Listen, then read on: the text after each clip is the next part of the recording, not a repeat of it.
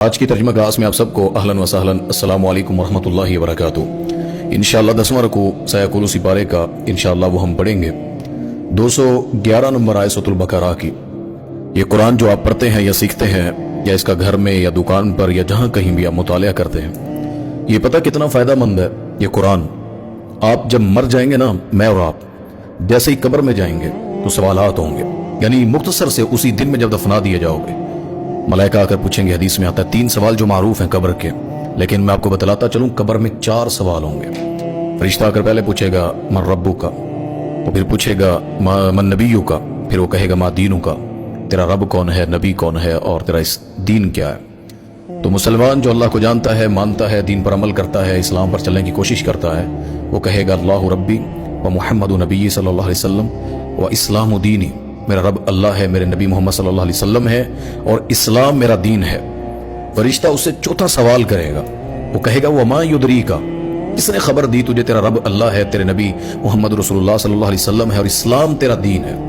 وہ کہے گا قرأت کتاب اللہ، میں نے اللہ کی اس کتاب قرآن کو پڑھا، اس نے مجھے بتایا کہ میرا رب کون ہے، اس نے بتایا محمد صلی اللہ علیہ وسلم رسول ہیں اللہ کے، اور مجھے اس نے بتلایا کہ ان الدین عند اللہ الاسلام، اللہ کے ہاں دین جو قبول ہے وہ اسلام ہے۔ تو وہ کامیاب ہو جائے گا، اور حدیث میں آتا ہے کہ اس طرح سلا دیا جائے گا جس طرح پہلی رات کو دلہن اپنے بستر پر سوتی ہے، آرام سے تسلی سے ملکیت بن جاتی ہے، اس کے نئے گھر میں نئی زندگی شروع ہوتی ہے۔ تو آخرت کے سفر میں پہلا سفر انسان کا کامیاب ہوتا ہے، اور وہ جنت کی ان ٹھنڈی ہواؤں میں سلا دیا جاتا ہے۔ تو بہرحال یہ قرآن الحمدللہ بہت بڑی ایک اللہ کی نعمت ہے، اور اللہ نے اس کو پڑھ کر تنزیل من رب العالمین، یہ اللہ کی طرف سے نازل شدہ ہے۔ تو اللہ کی بات، اللہ کی کلام، اللہ کا جو ایک ایک لفظ ہمارے لیے اس کو اللہ نے اس قرآن میں ہمارے لیے اتارا ہے۔ تو آج انشاءاللہ پڑھتے ہیں اپنے اس رکوع اس ترجمہ کلاس کو، اللہ تعالیٰ عمل کی توفیق عطا فرمائے۔ آج جہاں سے ہمارا آغاز ہے 211 نمبر آیت سے، اللہ تعالیٰ فرماتے ہیں اعوذ باللہ من الشیطان الرجیم بسم اللہ الرحمن الرحیم سل بنی اسرائیل، سوال کریں بنی اسرائیل سے، پوچھیں بنی اسرائیل سے، کم آتیناہم من آیت بینہ، ہم نے ان کو کتنی واضح نشانیاں، دلائل، یعنی ان کے لیے نصیحت حاصل کرنے کے لیے کتنی نشانیاں ان کے سامنے ہم نے ان کو عطا کی، ان کو پیش کی۔ جس میں موسیٰ علیہ السلام کا ہاتھ تھا نا، سفید ہو جاتا، چمکنے لگ جاتا آنکھوں کے سامنے، اتنی روشنی نکلتی ہاتھ سے، معجزہ ہے، وہ نہیں مان لاتے تھے۔ اللہ نے من سلوا اتارا آسمان سے، کہ رزق کمانے کی کوئی ٹینشن نہیں، آسمان سے پکا پکایا اترتا ہے، وہ کھانا ہے۔ اللہ تعالیٰ نے ان کو آنکھوں کے سامنے پانی کے چشمے پتھروں سے نکلتے دکھائے، لاٹھی کا سانپ بننا، اس سے بڑا معجزہ کیا ہوگا؟ فرعون پیچھے ہے، اور اللہ نے سمندر کو، پانی کو چیر کر، دریا کو چیر کر اللہ نے ان کے لیے راستہ بنایا، اللہ نے ان کو نجات دی، فرعون کو غرق کیا اس پانی میں، آنکھوں کے سامنے دیکھ رہے ہیں۔ چند دنوں کے بعد انہوں نے یہ دیکھنے کے بعد بنی اسرائیل نے موسیٰ علیہ السلام کوہ طور پر گئے، پیچھے سے انہوں نے بچڑا بنا لیا، یعنی اس کو رب بنا لیا۔ کتنی جلدی یہ اللہ کے معجزات کو جو اللہ نے اپنے نبی کو دیے انہوں نے بھلا دیے۔ تو اللہ یہ شکوہ کر رہے ہیں، اس کے اندر ایک شکوہ ہے، سل بنی اسرائیل، اس میں اللہ جو سوال کر رہے ہیں نا، یہ شکوے کا سوال ہے کہ ہم نے کیا کیا نہیں دیا انہیں، نشانیاں کون کون سی نہیں دی۔ وَمَن يُبَدِّلْ نِعْمَةَ اللَّهِ مِن بَعْدِ مَا جَاءَتْهُ فَإِنَّ اللَّهَ شَدِيدُ الْعِقَابِ۔ پھر اللہ تعالیٰ نے 7 سزا بھی بتلا دی فوراً، جس نے بدل دیا اللہ کی نعمت کو اس کے آ جانے کے بعد، جیسے یہ قرآن ہے، اللہ نے نعمت کی ہے مسلمانوں پر، اللہ نے کتاب دی، لقد من اللہ علی المؤمنین اذ بعث فیہم رسولا، اللہ نے انعام دیا اس امت کو، محمد صلی اللہ علیہ وسلم کو۔ اللہ تعالیٰ نے دین، یہ نصیحت، یہ عقل، ساری امتوں پر فضیلت دی اس امت کو، نبی پاک صلی اللہ علیہ وسلم کو، اور پھر دنیا اس کو بدل ڈالے۔ نبی کی بات کے مقابل اپنی کسی عزیز کی بات کو لا کر کہے یہ کون سا جھوٹے ہیں، یہ بھی تو پہنچے ہوئے ہیں۔ تو اللہ تعالیٰ یہ سوال کرے، اللہ کی نعمت وہ نبی کی شکل میں ہے، کتاب کی شکل میں ہے، یا اللہ نے کوئی معجزہ دیا یا احسان کیا، وہ آپ کا جسم ہے، وہ آپ کے رزق ہے، کوئی بھی اولاد ہے، ان سب نعمتوں کے آنے کے بعد تو نے عقیدہ بدل لیا، سوچ بدل لی، اپنی اللہ کی نعمت کو بدل دیا، یعنی شکر اللہ کا ادا کرنا تھا، تو نے اللہ کو چھوڑ کر خداؤں کو اور اپنے دنیا کی چیزوں کو اپنا رب بنا لیا۔ تو اللہ کہتے ہیں اس کے آ جانے کے بعد اس کو بدل دے، بس بے شک اللہ کا جو عذاب ہے وہ بڑا سخت ہے، یعنی اللہ عذابوں والا ہے، اللہ پکڑ کرنے والا ہے، اللہ جہنم میں ڈالنے والا ہے۔ تو اس کے ساتھ ہی اللہ تعالیٰ نے پھر ایک بات اسے آگے کی، اللہ کہتے ہیں زُيِّنَ لِلَّذِينَ كَفَرُوا الْحَيَاةُ الدُّنْيَا، بس اللہ نے مزین کر دیا کافروں کے لیے اس دنیا کو، یعنی یہ دنیا ان کے لیے بڑی پیاری ہے، سجا دیا اللہ نے ان کے لیے، ان کو دولتوں میں، ان کو ہر چیز میں، یہ نہیں کہ مومن پھر بالکل کمزور رہے گا، لیکن ان کو کیوں دی؟ وہ ذہنوں میں رب کو نہیں مانتے، اللہ کی جتنی پاسداری کرنی ہے، اللہ کے حکم کو ماننا ہے، اللہ کے جو اللہ نے حدود اللہ بنا دی ہیں ان کو کراس نہیں کرنا، مومن نہیں کرتا، کافر کر جاتے ہیں۔ نماز نہیں پڑھی نہ پڑھیں، اللہ کو نہیں مانا نہ مانے، وہ دنیا میں اپنے حساب سے جیتے ہیں. جیسے جنت میں آزادی ہوگی نا، نماز نہیں ہوگی جنت میں، اس طرح کے معاملات نہیں ہوں گے، وہ دنیا میں ایسے رہتے ہیں. اللہ کہتا ہے میں نے مزین کر دی ہے. مومن ہر وقت 5 وقت کی نماز کی قید، رزق حلال کے لیے حرام سے بچنے کی قید، جنت کے لیے جہنم کے کاموں کی قید. تو یہ ساری چیزیں اللہ نے کر کے اللہ فرماتے ہیں کافروں کے لیے دنیا بڑی مزین ہے. وَيَسْخَرُونَ مِنَ الَّذِينَ آمَنُوا، لیکن وہ ہنسی مذاق کرتے ہیں ایمان والوں کے ساتھ. یعنی کافر اس بات پر کہ ان کے پاس اتنا کچھ ہے اور وہ ذہنی اپنے آپ کو آزاد سمجھتے ہیں. جس طرح ہمارے معاشرے میں کسی کو کہا جائے اسلام پہ چلے تو کہتے ہیں آزاد پیدا ہوئے ہیں. عورت مارچ والے کہتے ہیں عورت آزاد پیدا ہوئی ہے، غلام تو انہوں نے بنایا. کس نے کہا آزاد پیدا ہوا ہے؟ اللہ نے جب پیدا کیا تو یہ دارالامتحان ہے. مومن دارالامتحان ہے. الدنیا سجن المومن و جنت الکافر، دنیا مومن کے لیے قید خانہ ہے اور کافروں کے لیے جنت ہے، یہ اللہ نے کہا ہے. تو اللہ تعالیٰ یہ بات یہاں سمجھا رہے ہیں کہ وہ مذاق اڑاتے ہیں مومنوں کا دنیا کے اندر جہاں عارضی جگہ ہے. وہ نبی پاک صلی اللہ علیہ وسلم ہوتے تھے نا مسجد نبوی میں اور صحابہ پیچھے نماز پڑھتے، بھوک کی وجہ سے گر جاتے تو منافق اور یہ مشرک گزرتے نا تو ہنستے تھے، کہتے ہیں یہ اپنے رب کے پیارے ہیں، اللہ کے سامنے سجدے کرتے ہیں، اللہ ان کو روز رزق بھی نہیں دیتا، روٹی بھی نہیں دیتا کہ یہ کھڑے ہو سکے، ان کی قوت ہو، یہ ان کے پیارے ہیں اللہ، اور اللہ ان کا رازق ہے. جس طرح اس آیت کے آخر میں آ رہا ہے واللہ یرزق من یشاء بغیر حساب، اللہ دیتا جس کو چاہے رزق بے حساب دیتا ہے. یہ اللہ کے پیارے ہیں، اللہ ان کو نہیں دیتا. یہ شکوہ کرتے تھے تو اللہ نے سارے شکوے مومنین کے پتہ کہاں ختم کیے؟ اسی آیت میں اللہ نے جب ان کے اگلے الفاظ جو یسخرون من الذین آمنوا سے آگے والذین اتقوا فوقہم یوم القیامہ، اللہ کہتے ہیں یہ جو لوگ ہیں نا تقوی والے، میں ان کو فوقیت دوں گا قیامت کے دن ان کافروں پر. یعنی ان کافروں کو وہ عزت، وہ جنتی لباس، وہ اللہ کے عرش کا سایہ، وہ جنت کے راستے وہ نہیں ملیں گے. اور قیامت کے دن اعلیٰ جگہوں پر اللہ کے سائے کے نیچے یا جنتوں میں اعلیٰ ممبروں پر اللہ کہتا ہے میں ان مومنین کو تقوی والوں کو بٹھاؤں گا. تو یہ فوقیت اللہ کافروں کو نہیں دے گا، نہ دنیا میں نہ آخرت میں. دنیا میں بظاہر ان کو لگتا ہے کہ ہم بڑے پیارے ہیں، مگر اللہ کہتے ہیں میں ان کو فوقیت نہیں دوں گا بلکہ ایمان والوں کو دے کر دکھاؤں گا. واللہ یرزق من یشاء بغیر حساب، اور اللہ تعالیٰ جسے چاہے بغیر حساب کے رزق عطا فرما دیتا ہے. وہ مومنوں میں بھی دیتا ہے، کافروں میں بھی دیتا ہے. صحابہ کرام کو بھی اللہ نے بڑا امیر بھی بنایا، اور بعض صحابہ ایسے تھے، ہمارے نبی پاک صلی اللہ علیہ وسلم بھی 3 دن تک گھر میں چولہا نہیں جلتا تھا. تو یہ اللہ کی مرضی ہے، جس کو جتنا رزق دے، وہ جس کو آزماتا ہے نا، یہ بات ذہنوں میں رکھ لیں، اس کو وہ بہت کم عطا کرتا ہے، کیونکہ اس کا حساب بھی کم ہوگا اور جنت میں بھی جلدی جائے گا. نبی یہ پاک اس لیے دعا کیا کرتے تھے کہ اللہ مجھے غرباء میں رکھ، قیامت کے دن غرباء میں کھڑا کر. تو یہ بہر اللہ تعالیٰ نے یہاں تک بات کی ہے، اس میں ہمارے لیے بہت بڑا ایک لیسن ہے. اللہ تعالیٰ نے اس سے آگے فرمایا کان الناس امۃ واحدہ، فرمایا کہ یہ جو لوگ ہیں نا یہ سارے ایک ہی امت تھے، یعنی دراصل ایک ہی گروہ تھا اصل میں. فبعث اللہ النبیین مبشرین ومنذرین، بس اللہ نے پھر ان کے اندر نبیوں کو مبعوث کیا جو ان کو خوشخبریاں بھی دیتے اور ڈراتے بھی تھے. کہا جاتا ہے کہ آدم علیہ السلام سے لے کر نا نوح علیہ السلام تک 10 زمانے تھے، اور ان میں لوگ ایک ہی شریعت پر چلتے تھے، ایک ہی اللہ کو مانتے، ایک ہی قانون پر چلتے. لیکن جب نوح علیہ السلام آئے نا پھر لوگوں نے تب اپنے عقیدے اور سوچوں کو بدل لیا، تو اللہ نے پھر یہ نبیوں کا سلسلہ اور یہ سارا کچھ اللہ نے آگے تفصیل سے چلایا، جو ڈراتے ہیں اور خوشخبریاں دیتے ہیں. یعنی صرف یہ نہیں جس طرح ہمارے لوگ صرف ڈرانے پر ہی زور ہوتا ہے، یعنی اللہ کا پکڑ جو اللہ کا عذاب ہے بڑا سخت ہے. لیکن جب اللہ کہتے ہیں نا کہ میں نوازنے والا ہوں، واللہ خیر الرازقین، میں رزق والا ہوں، میرے پاس جنت ہے، میں نوازنے والا ہوں، میں ان کا میزبان ہوں گا اور یہ سارے مہمان ہوں گے جنت میں میرے پاس جب یہ داخل ہوں گے مسلمان. تو اللہ جیسا میزبان ہو تو اللہ کہتے ہیں یہ خوشخبریاں بھی ہیں، اور ڈرانے کے لیے اللہ کہتے ہیں وہ اللہ کا عذاب بھی ہے. وَأَنزَلَ مَعَهُمُ الْكِتَابَ بِالْحَقِّ لِيَحْكُمَ بَيْنَ النَّاسِ فِيمَا اخْتَلَفُوا فِيهِ، اللہ کہتے ہیں پس بھی اور ہم نے اس کے ساتھ اس کتاب کو بھی نازل کیا بالحق، حق کے ساتھ، لیحکم، تاکہ وہ فیصلے کرے بین الناس، لوگوں کے درمیان، فیما اختلفوا فیہ، جس کے اندر وہ اختلاف رکھتے ہیں.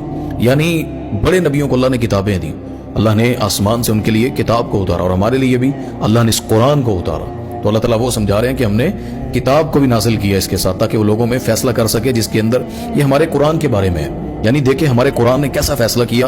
اللہ کہتا ہے جس کے بارے میں وہ اختلاف کرتے تھے، وَمَا اخْتَلَفَ فِيهِ إِلَّا الَّذِينَ أُوتُوهُ مِن بَعْدِ مَا جَاءَتْهُمُ الْبَيِّنَاتُ بَغْيًا بَيْنَهُمْ فَهَدَى اللَّهُ الَّذِينَ آمَنُوا لِمَا اخْتَلَفُوا فِيهِ مِنَ الْحَقِّ بِإِذْنِهِ، اور نہیں اختلاف کیا اس میں مگر ان لوگوں نے جن کو یعنی عطا کیا گیا تھا یہ سارا کچھ واضح دلائل. اللہ کہتے بغیم بینہم، یعنی بغض اور عناد کی وجہ سے اختلاف کرنے والے وہ تھے.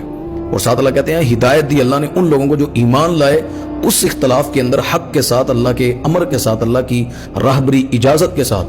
یعنی اختلاف کرنے والوں نے اختلاف کر دیا، اور اللہ نے اس فتنے اور اختلاف میں بھی ایمان والوں کو ہدایت پر رکھا.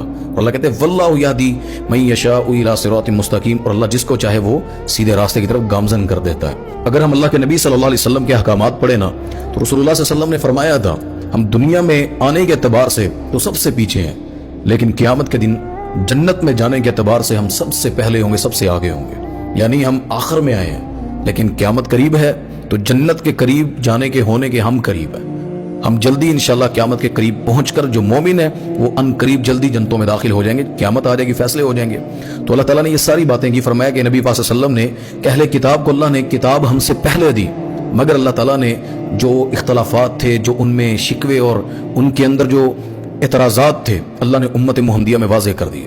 یعنی عزیر کو اللہ کا بیٹا مانتے ہیں، کتنا بڑا اختلاف تھا اس امت میں، ان لوگوں میں۔ اللہ نے اس قرآن میں واضح طور پر ہمیں صاف بتلا دیا کہ عزیر اللہ کا بیٹا نہیں۔ عیسیٰ علیہ السلام کو بھی اللہ کا بیٹا اور فرشتوں کو اللہ کی بیٹیاں وہ مانتے تھے، اللہ نے قرآن میں سمجھا دیا کہ ایسا نہیں ہے۔ اللہ نے ہر چیز جو ہمارے لیے ہے، یہودیوں نے ہفتے کا دن، عیسائیوں نے اتوار کا دن اس طرح چن لیا، اللہ تعالیٰ نے مسلمانوں کو جمعے کا دن نصیب فرمایا، نبی پاک صلی اللہ علیہ وسلم نے فرمایا۔ ان کو لیے اللہ نے بیت المقدس کو چنا، اللہ نے ہمیں اپنا گھر بیت اللہ قبلہ دے دیا۔ یعنی بہت سی ایسی چیزیں ہیں جو اللہ تعالیٰ نے اس امت کو اعزاز میں عطا فرمائی ہیں۔ وہ اختلاف، وہ جو چیزیں پہلے تھیں، اس قرآن کی وجہ سے اور اس امت کے مقام کی وجہ سے اللہ نے وہ دور کر دی۔ نماز ہے نا، پہلے لوگ نماز میں بول بھی لیتے تھے، کسی کی نماز میں سجدہ ہے تو رکوع نہیں ہے، رکوع ہے تو سجدہ نہیں ہے، بہت سی ایسی چیزیں وہ نماز میں چل پھر بھی لیتے تھے۔ ابراہیم علیہ السلام جب آئی نا بیوی اندر سے، جو سارا ہے، وہ بادشاہ نے جب بلایا تھا غلط نیت کے ارادے سے، تو ابراہیم علیہ السلام باہر نماز پڑھ رہے تھے، نماز کی حالت میں پوچھا تھا کہ بتا سارا تیرے ساتھ کیا ہوا۔ تو یہ چیزیں ہیں کہ ہماری نماز جو ہے اللہ نے پرسکون بنائی، نہ اس میں کلام ہے، اس میں قیام بھی، رکوع بھی، سجدہ بھی، تشہد بھی، اور اللہ نے دعائیں اور پرسکون نماز ہمیں عطا فرمائی۔ یہ امت محمدیہ کا اللہ نے اعزاز بنایا۔ تو بہت ساری ایسی چیزیں ہیں جو اللہ تعالیٰ نے ہمیں ان کے مقابل بہتر عطا فرمائی ہیں۔ اس سے آگے 214 نمبر آیت میں اللہ تعالیٰ فرماتے ہیں ام حسبتم ان تدخلوا الجنہ ولما یأتکم مثل الذین خلو من قبلکم، کیا تم یہ گمان کیے بیٹھے ہو کہ تم ایسی جنت میں چلے جاؤ گے جس طرح اللہ کہتے ہیں حالانکہ اب تک تم پر وہ حالات نہیں بنے جو تم سے پہلے لوگوں کے تھے، وہ آزمائشیں، وہ تکلیفیں تم نے نہیں سہی، جس طرح آگے اللہ کہہ رہے ہیں نا مستهم البأساء والضراء وزلزلوا حتى يقول الرسول والذین آمنوا معه متى نصر اللہ الا ان نصر اللہ قریب۔ اللہ کہتے ہیں انہیں اللہ نے بیماریاں، مصیبتیں، وزلزلوا، اور یہاں تک کہ جھنجھوڑ دینے والے، یعنی خوف سے، زلزلہ جسم میں پیدا ہوتا نا تو دشمنوں کا خوف اتنا طاری تھا کہ وہ بالکل سروں پر تھے۔ حتی یقول الرسول والذین آمنوا معه، اللہ کہتے ہیں کہ وہ لوگ جو رسول تھے اور ان کے ساتھ جو ساتھی تھے وہ کہنے لگے متی نصر اللہ، اللہ کی مدد کب پہنچے گی؟ یعنی ہم اللہ کو ماننے والے ہیں، اللہ پر ایمان لانے والے ہیں، اور یہ کافر ہم پر بھاری ہیں، اللہ کیوں نہیں پکڑتا انہیں؟ وہ صحابی رسول حضرت خباب نے پوچھا تھا نا اللہ کے نبی صلی اللہ علیہ وسلم سے، کہنے لگے کہ اللہ علیہ وسلم آپ ہماری امداد کی دعا کیوں نہیں کرتے اللہ سے؟ یعنی اللہ سے دعا کرے نا کہ اللہ ہماری مدد کر دے۔ اللہ کے نبی صلی اللہ علیہ وسلم فرمانے لگے خباب ابھی سے تھک گئے ہو، اتنی جلدی گھبرا چکے ہو کہ اللہ کو پکارنے لگ گئے ہو، ابھی تو تم امتحان میں پورے نہیں ہوئے، یعنی اللہ آزمائے گا اور تکلیفیں آئیں گی۔ بأسا والضراء وزلزلوا، یہ سارے لفظ اس میں فقیری ہے، اس کے اندر تکالیفیں، بیماریاں ہیں، اس کے اندر خوف اور شہادتیں پیش کرنا ہے، اور میں ابھی سے گھبرا گئے ہو۔ وہ صحابی کہتے مجھے اللہ کے فرمانے لگے کہ تم سے پہلے لوگوں کو آروں کے آگے، یعنی ان کے سروں کو، یہ لکڑی چیرنے والے جو آرے ہوتے ہیں لوہے کے، ان کے سامنے رکھ کر ان کے سروں کو چیر دیا جاتا تھا، لیکن وہ توحید اور اللہ کے دین کو نہیں چھوڑتے تھے، حتیٰ کہ ان کے جسم کے اوپر لوہے کی کنگھیاں پھیر کر گوشت کو اتارنے کی کوشش کرتے وہ، لیکن وہ اللہ کے دین کو نہ چھوڑتے۔ اور اللہ کے نبی صلی اللہ علیہ وسلم نے قسم اٹھائی کہ اللہ کی قسم اسلام تو ابھی پروان چڑھے گا کہ صنعاء سے لے کر حضر موت تک اگر کوئی سوار سفر کرے گا نا تو اسے اللہ کے سوا کسی کا خوف نہیں ہوگا، یعنی اللہ کے سوا اسے کسی کا ڈر نہیں ہوگا۔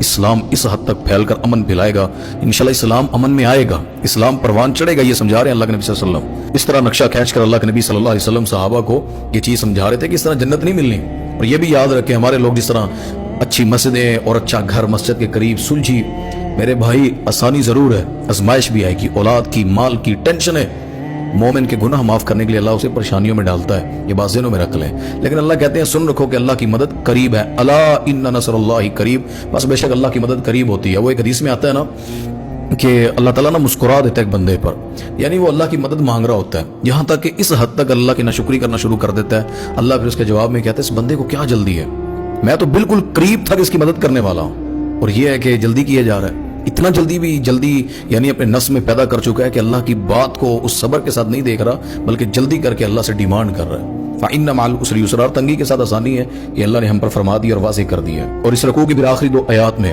اللہ نے کچھ باتیں کی، کچھ مسائل سمجھائے، بڑے اہم ہیں۔ يَسْأَلُونَكَ مَاذَا يُنْفِقُونَ، یہ آپ سے سوال کرتے ہیں ہم کیا خرچ کریں اور کہاں پر کریں، کیسے کریں، کیا چیز کریں، مال کے بارے میں۔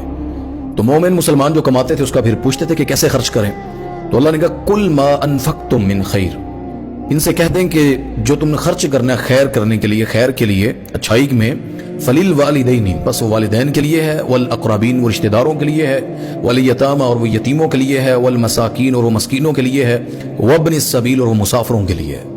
حضرت عبداللہ ابن عباس رضی اللہ تعالیٰ عنہ فرماتے ہیں یہ آیت جب زکوٰۃ کی آیتیں اتری نا پھر یہ منسوخ ہو گئی، یعنی پہلے مال کو اللہ تعالیٰ یہاں تقسیم کرتا، پھر جب وراثت کے مسائل اتر گئے نا، پھر انسان کے مال کی اللہ تعالیٰ نے ایک حد طے کر دی کہ اتنا اتنا حصہ سب کو ملنا ہے، رشتہ داروں کو، بیٹوں کو، ماں باپ کو، سب کو۔ لیکن اگر انسان زندہ ہے تو وہ ان میں خرچ کرے، والدین پر کرے، رشتہ داروں میں کرے، یتیموں پر، مسکینوں پر اور مسافروں کے لیے۔ دنیا میں ایک عمل ایسا ہے شاید نمازوں کا بھی اتنا بڑا اجر ہمارے سامنے نہیں رکھا گیا، یعنی کتنا بڑا ساتھ ہے وہ پتہ ہے آخرت کے سفر میں، قیامت کے دن اور جنت میں جاتے ہوئے۔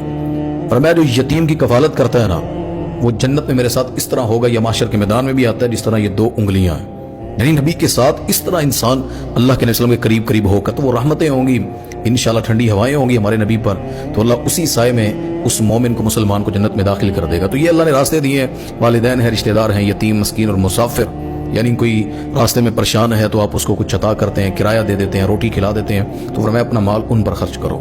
وما تفعلوا من خیر، اور جو تم خرچ کرتے ہو خیر کے لیے، فإن اللہ به علیم، بس بے شک اللہ کہتے ہیں اس کا مجھے علم ہے کہ تم کس لیے خرچ کر رہے ہو۔ ہمارے لوگ بھی نا خرچ کر کے نا بات کہہ دیتے ہیں، یعنی قبروں پہ چڑھاوے چڑھا کر، غیروں کے نام پر دے کر، وہ ساری نیت صاف ہے جی، اللہ کو علم ہے تم کہاں دے رہے ہو، کس نیت سے دے رہے ہو۔ صرف یہ نہیں ہوتا کہ جی دل صاف ہے اور آپ قبریں پکی کرواتے رہے، دل صاف ہے تو چادریں چڑھاتے رہے، دل صاف ہے تو فوتگی والے کھانے کھواتے رہے عوام کو، دل صاف ہے تو وہاں پر آپ جو بھی اس طرح غیر شرعی کام ہے اس کے اندر یہ سارے پیسہ اپنا لگا کر اور سمجھیں کہ آپ کا دل صاف ہے، ایسا نہیں ہے۔ رستے دیے ہیں اللہ نے، قرآن و حدیث میں اللہ نے واضح کر دیا۔ یہ فوتگی کے بعد جو کھانے پکاتے ہیں نا، کیوں سمجھ نہیں آتی؟ نبی پاک صلی اللہ علیہ وسلم کی حدیث فرمایا کہ مردے کو قبر میں 3 صدقہ جاریہ جو ثواب ہے وہ پہنچتا، اس کے علاوہ نہیں پہنچتا، سارے راستے بند، یہ مکمل قرآن پڑھ کے بخشوانے اور پتہ نہیں کیا کیا۔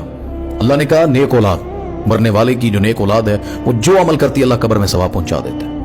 نیک علم، اچھا علم اس نے دنیا میں پڑھایا، وہ آگے پڑھتے رہیں گے، کسی نے کسی کو قرآن سکھایا وہ آگے سکھائے گا، اس قبر والے کو اجر پہنچتا رہے گا۔ اور صدقہ جاریہ، پانی کا کنواں لگا دیا، نلکا لگا دیا، اسپتال بنوا دیا، مسجد، کوئی بھی ایسا کام جس سے دنیا خیر اس سے حاصل کرتی ہے، تو فرمایا کہ اس کا ثواب اس کی قبر میں۔ یہ 3 راستے ہیں، باقی کیا ہے؟ یہ سارے لوگوں کے اپنے جد سے اور سے چیل ہم پتہ نہیں کیا کیا کرواتے ہیں، یہ راستے نہیں ہیں اسلام کے۔ اللہ نے سارے راستے اسلام میں کلیئر کر دیے ہیں کہ نیکی اور ثواب کیسے پہنچتا ہے۔ اور اس رکوع کی پھر آخری آیت میں اللہ فرماتے ہیں کتب علیکم القتال، تم پر جہاد کو اللہ نے فرض کر دیا، وَهُوَ كُرْهٌ لَكُمْ، چاہے وہ تمہیں گراں گزرتا ہے، تمہیں نہیں پسند، جہاد تم پر فرض ہے۔ کوئی شخص اس حال میں مر گیا کہ وہ جہاد کی نیت، ارادہ یا اس کی سوچ اور پلاننگ نہیں تھی، وہ جہالت کی موت مرا، یہ صحیح مسلم میں حدیث ہے۔ نفاق پر مرا ہے وہ، یہ بھی حدیث ہے۔ تم منافق بن کر یا نفاق میں یا جاہل بن کر مرنا، وہ جی یہ ریاست کی ذمہ داری ہے فلاں کی، تمہارے دلوں سے جہاد کا جذبہ کم نہیں ہونا چاہیے۔ دل میں ہر وقت یہ تڑپ ہو کہ اللہ تیرے دین کا فیصلہ ہو، جہاں ضرورت ہو اسلام کے لیے ہو تو اللہ میں وہاں نکل کھڑا ہوں۔ ہم لوگ بہانے بناتے ہیں اور پتہ نہیں کیا کیا تلاش کرتے ہیں۔ ایک صحابی تھے، ان کی ٹانگ نہیں تھی، معذور تھے، بیساکھی لے کر نبی پاک صلی اللہ علیہ وسلم کے صحابہ کی میدان مقتل میں صفیں بنی نا، وہ بھی آ کر کھڑے ہو گئے۔ لوگوں نے کہا کہ یہاں تیر و تلوار چلنے، نیزے چلنے، گھوڑے ہوں گے، آپ تو شہید ہو جائیں گے، آپ کے لیے اللہ تعالیٰ نے آپ کو جو معذور ہیں ان کو اللہ رخصت دیا، واپس چلے جائیں۔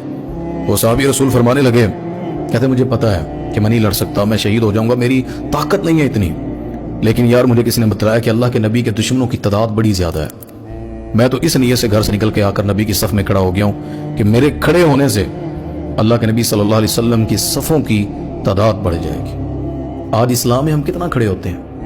آج ہمارے دین کو ضرورت پڑے تو ہم ساڑھے پلے ایسی کڑا مولانا ہوا، ہم نے کون سا کوئی دین کا ٹھیکہ لیا ہوا ہے؟ یہ ساری چیزیں ہم ایڈ کر کے نا اسلام سے پیچھے ہونا شروع، ہر کام سے نیکی کے اور جہاد کا بھی جذبہ مار دیتے ہیں۔ وہ جی آج کل سنا ہے فائٹ بڑی ہوتی ہے، فلاں لسٹوں میں نام آ جاتا ہے، فلاں چیز ہوتی ہے، امریکہ پسند نہیں کرتا، فلاں نہیں کرتا۔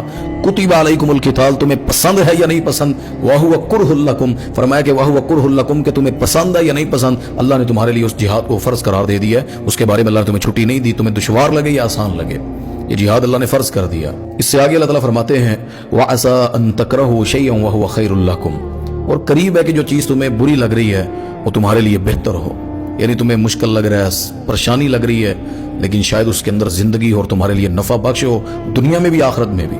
وَعَسَىٰ أَن تُحِبُّوا شَيْئًا وَهُوَ شَرٌّ لَكُمْ، اور ایسی چیز قریب ہے کہ جو تمہیں بڑی محبوب ہے کہ یار ایسا ہو، یہ دنیا کی چہل پہل، یہ رنگینیاں، اللہ کہتے ہیں شاید یہ تمہارے لیے نفع بخش نہ ہو، اس میں شر ہے، تمہارے لیے نقصان ہو، اس کے اندر بری چیز ہے۔ واللہ یعلم وانتم لا تعلمون، اور اللہ جس کو جانتا ہے، یعنی اللہ کو حقیقی علم ہے، وہ تم نہیں جانتے، تم اس سے بے خبر ہو جو اللہ کو علم ہے۔ تو یہ بات اللہ تعالیٰ نے بڑی اہم یہاں پر کی ہے۔ جہاد قیامت تک رہے گا، اسلام قیامت تک رہے گا، کبھی کم ہوگا کبھی زیادہ ہوگا، جو حصہ لے گئے وہ کامیاب ہیں، جنہوں نے دنیا کو محض اپنا بنایا تو وقت گزر جانا ہے۔ کامیاب وہ ہوگا جو فقط اسلام پر رہے گا، جہاد پر رہے گا، دین کے لیے لڑتا رہے گا اور اسلام کے لیے نکلتا رہے گا۔ اور یہ جتنی باتیں اللہ نے کی ہیں، بہتر وہی ہے جو اللہ نے کہا ہے، شر وہ ہے جو ہم اپنے دماغوں میں سوچ لیتے ہیں۔ اللہ تعالیٰ میں قرآن و حدیث پر عمل کرنے کی توفیق عطا فرمائے۔ اس قرآن کو اللہ پڑھ کر اس کو ہمارے لیے نجات کا ذریعہ بنائے۔ اس کا حرف بحرف ایمان بڑھاتا ہے، اور اس کا حرف بحرف ہمیں بتلاتا ہے کہ ہم بے لگام نہیں ہیں، اللہ نے ہمیں اپنے ماتحت کر کے اس قرآن کے تحت زندگی گزارنے کا حکم دیا ہے۔ اللہ عمل کی توفیق عطا فرمائے۔ وآخر دعوانا الحمد للہ رب العالمین۔